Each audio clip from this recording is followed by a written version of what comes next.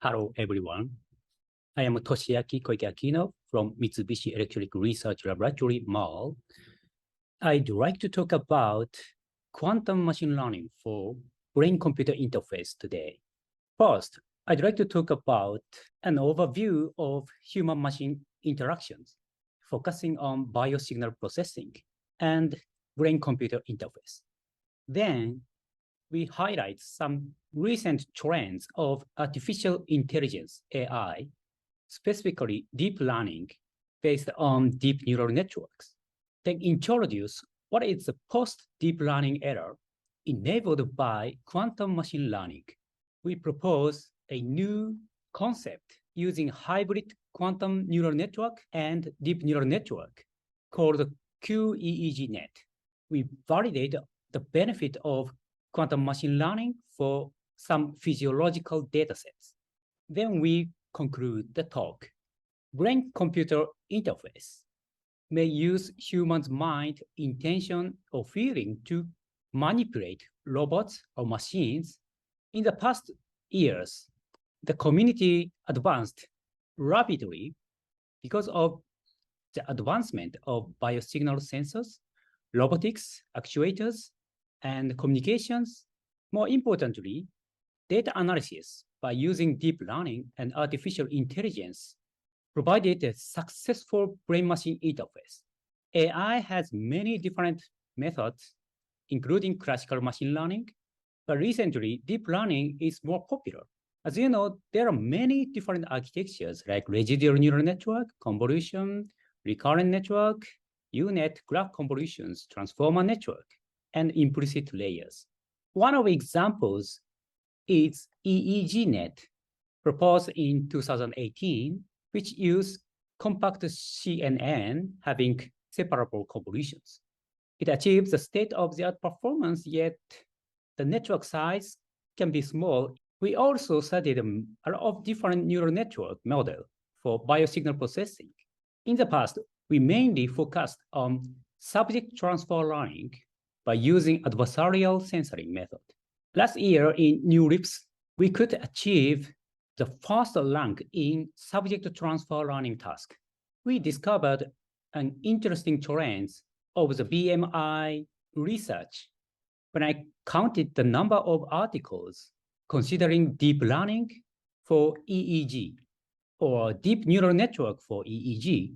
It has been exponentially increasing like a Moore's law in the past 1 decade. Now you can find more than 10,000 articles using AI for brainwave signal processing in the literature. However, there is some problem using AI in the sense of sustainability. The left figure shows the trend of the required computing power to train the deep neural network over the year. It is also exponentially increasing.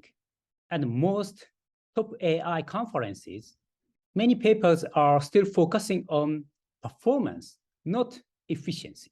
Then one report showed that some extreme case, training deep learning using network architecture search requires 5-fold higher carbon emission of single car lifetime. To keep a sustainable growth of AI community, we may need some other computing modality, such as quantum computing.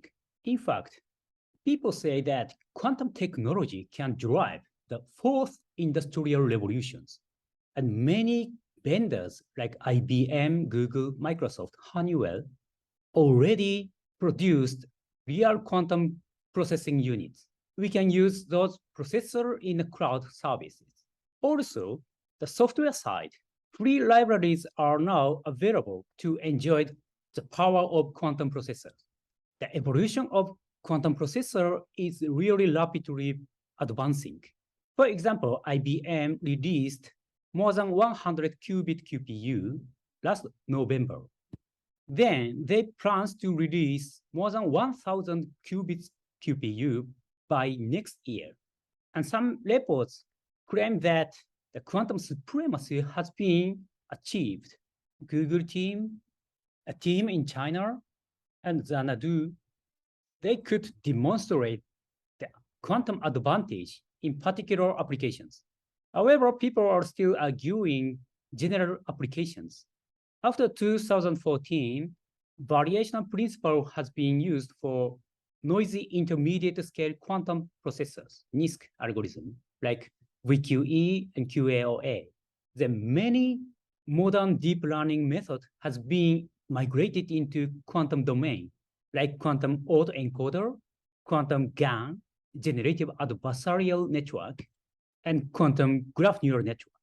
As you know, deep neural network has a good property known as universal approximation theorem, either having infinitely large number of hidden nodes or large number of hidden layers. We can approximate arbitrary functions. It was proved that quantum machine learning still has this UAP using data re-uploading trick. If we use many quantum layers, it could correspond to many hidden nodes, and many quantum bits may correspond to many layers in deep neural network. It was also shown that the quantum circuits can be differentiable by using parameter shift rule. Then we can easily plug quantum circuits into a classical deep neural network, like convolutional neural network, as an implicit quantum layers. So quantum machine learning is one of potential paradigm for post-deep learning. And QML is a key major driver for 6G applications. Some expectation for quantum neural network include fewer trainable parameters to support exponentially large quantum states in parallel. And parallel ensemble may prevent overfitting and underfitting. And potentially, the computation can be lower power. Again, when I counted the number of articles of quantum machine learning, I discovered the same trend like Moore's law, doubling every year. And more interestingly, this trend is just behind 6 years from the deep neural network trend. So we expect that quantum machine learning will be used in a diverse research community in the next few years, considering the fact that the deep neural network has been used in many places nowadays.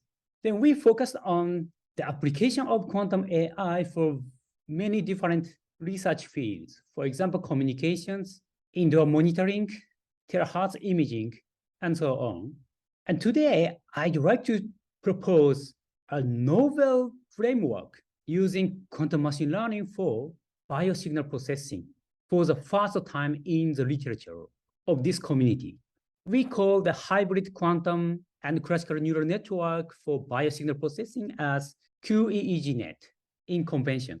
It may use EEG, ECG, or EMG biosensor data to feed into hybrid quantum plus classical neural network architecture to predict task levels. More specifically, we use a quantum neural network architecture based on simplified to design quantum ansatz, which uses staggered Pauli-Wise rotation with controlled Z gates.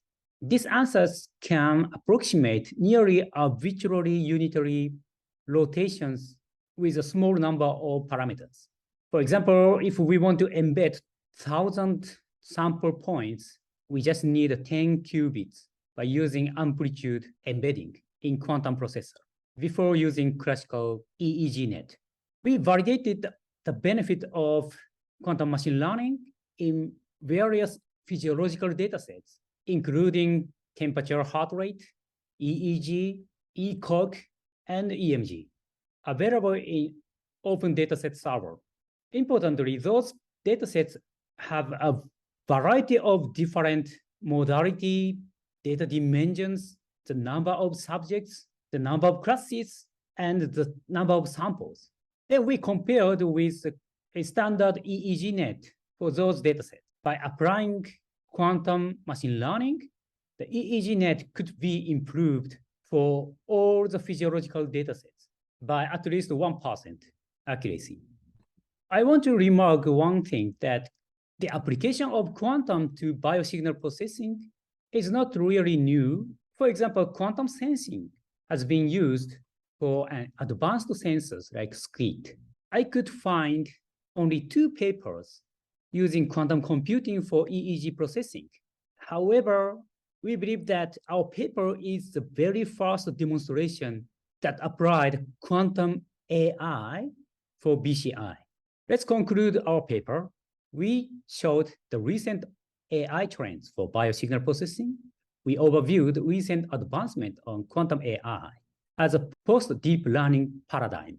We introduced the use of emerging quantum AI for biosignal processing.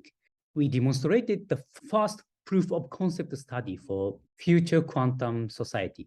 We showed the feasibility of quantum AI-assisted biosignal processing. We achieved the state-of-the-art performance, even better than the state-of-the-art deep neural network. We believe that quantum AI has high potential for future work. If you have questions, please contact me. Thank you so much.